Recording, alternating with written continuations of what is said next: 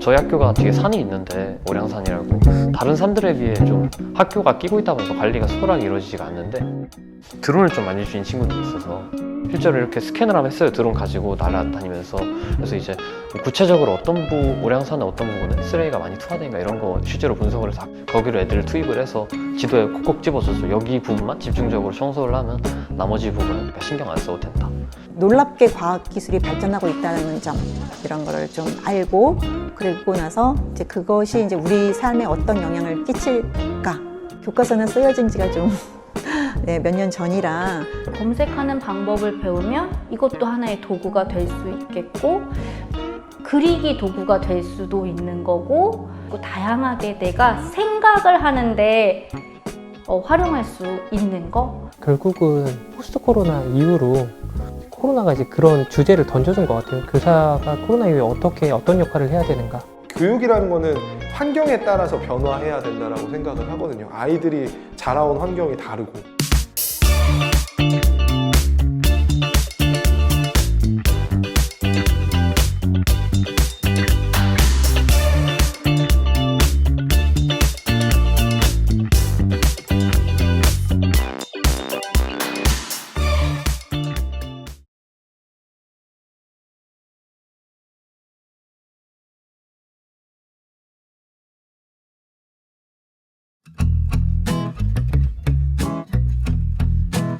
스크럽크 들어가서 과학기술은 인간의 삶을 어떻게 바꿨나 있거든?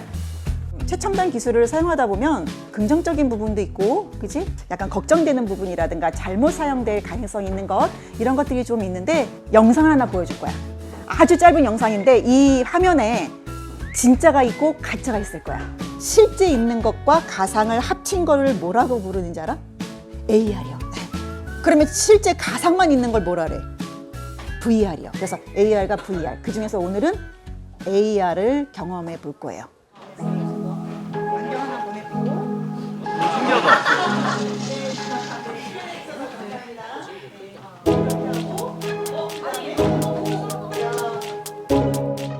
다양한 수업 방식을 사용할 수 있고, 학생들도 거기 이제 더 한 발짝 더 수업 속으로 참여할 수 있게 되는 거니까 자발적인 참여가 되게 중요하다고 생각을 하고, 자기가 그 배우려는 마음, 호기심에서 그 나중에 성과도 더 나올 수 있다고 생각해요. AR이 들어오게 되면 어떻게 변할까, 얘들아? 정보 습득이 되게 빨라질 수도 있고, 그치? 근데 이제 혹시 약간 걱정되는 거는 없니, 얘들아? 요게 예를 들어 잘못 사용되면 범죄에 악용돼서, 네 아까 봤지? 스캔은 기가 막히게 하잖아, 그치? 있는 것과 없는 것을 구분짓기 어려울 수도 있지. 이게 이제 범죄에 이용될 수도 있고, 경험해본 것과 해보지 않은 것은 큰 차이가 나오고, 경험을 하면서 아이들이 이거 하다 보면 어떻게 되지 않을까라고 추측하고 예상할 수 있는 능력이 훨씬 더 잘 생긴다고 생각을 하거든요. 한마디만 해도 이미 정리가 되잖아요, 아이들이 알고 있으면. 그래서 따로 말하지 않아도 아이들이 체험하면서 스스로 그런 걸 알 수 있지 않을까라는 생각에서.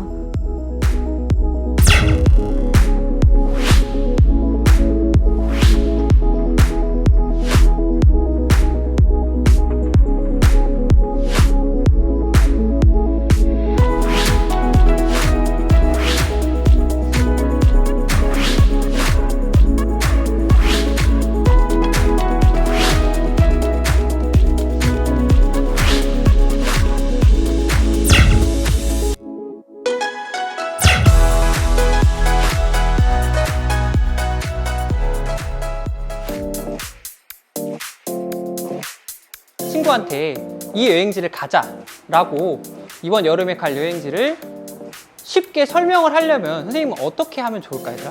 친구들이랑 같이 공유하는 시간 가져볼 거고요. 직접 여러분들 아이패드를 활용해서 안내장을 만들어 보도록 하겠습니다.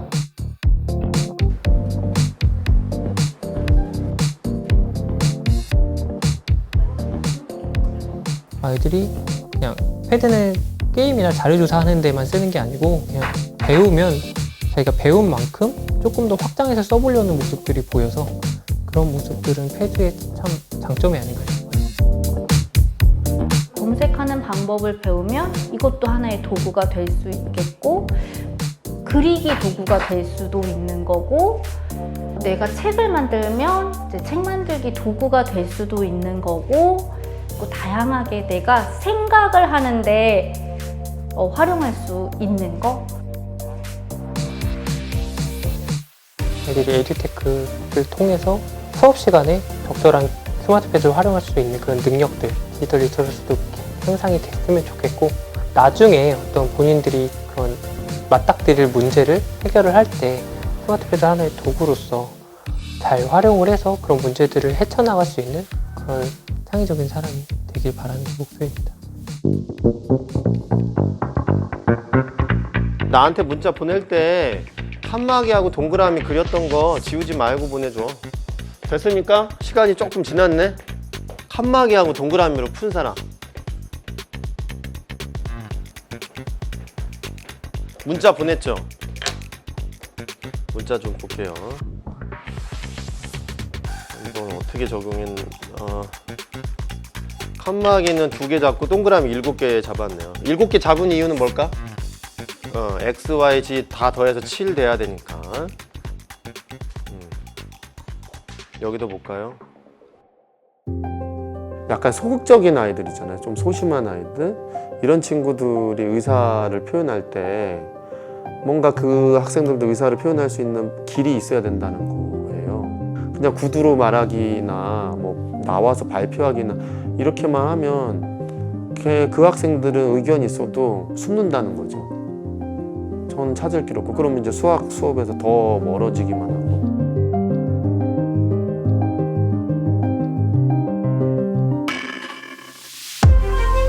확실히 2~3배 이상 늘었어요.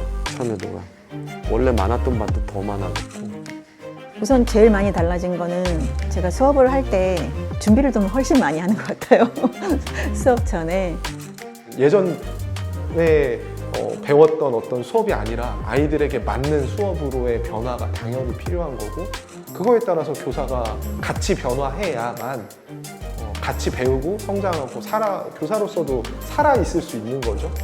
학생들의 다양한 표현을 교사가 제가 어떻게 인정해주고 얼마나 포용하면서 최대한 그 학생들의 역량과 함께 끌어올릴 거냐.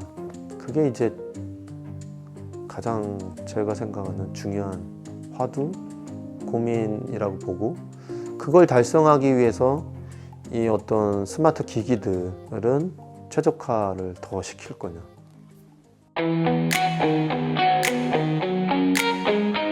국어과 수업과 지구과학과 수업이 연계해서 융합 수업으로 여러분들에게 새로운 수업을 이제 선보일 예정인데요. 고천문학이라는 게 뭐냐면, 예전의 역사적인 사료를 통해서 천문에 대한 관측, 그리고 이것을 역사적으로 증명하고 역사적인 사실에 더 가까이 다가가는 것을 고천문학이라고 하더라고요.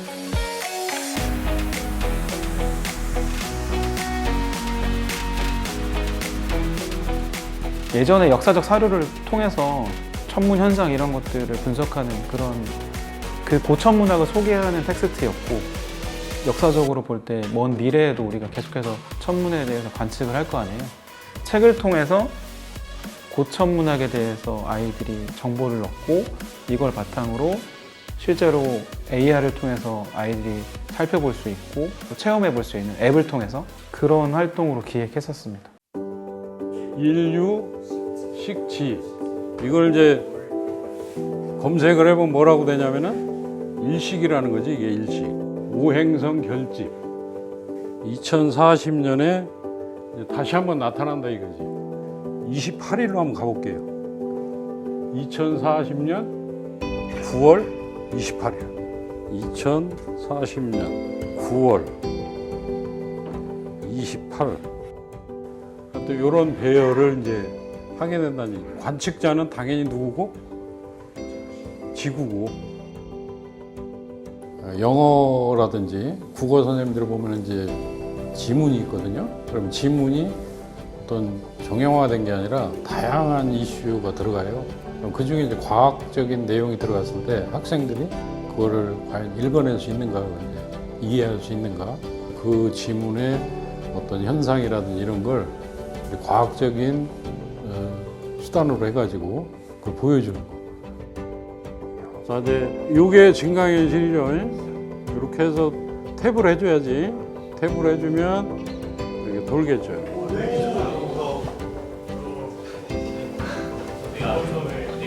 이런 걸 우리가 회압축이라고 그러는데 이걸 말로 선생님 백날 해도 이거 하나가 훨씬 낫다는 얘기지. 내가 꼭 가르쳐 줘야 될 필요가 없이 아이들이 공부하다가 질문을 개별적으로 하거든요. 선생님 이거는 어떻게 정리하면 좋을까요? 라든가 이거는 뭔가요? 얘랑 차이점은 뭔가요? 이런 거 물어보면 제가 이제 그거에 대해서 설명을 해주면 걔가 이해하고 가서 아이들한테 또 설명해주는. 처음부터 그 모든 활동을 다 이렇게 해야지 맘먹고 했던 건 아니고요. 이게 하나를 시작하니까 이렇게 꼬리가 꼬리를 물듯이 이렇게 이어지더라고요. 근데 아 이거 한번 수업 시간에 적용해볼까? 저거 해볼까? 이렇게 이제 고민하게 되는 것 같아요. 이 패드를 활용해서 선생님이 적절한 자료를 제시해주고 아이들이 그걸 통해서 호기심을 느끼고 탐구하고 그런 데 있어서 그 전에는 조력자로서 역할을 어떻게 하면 좋을까? 어떤 방법이 있을까?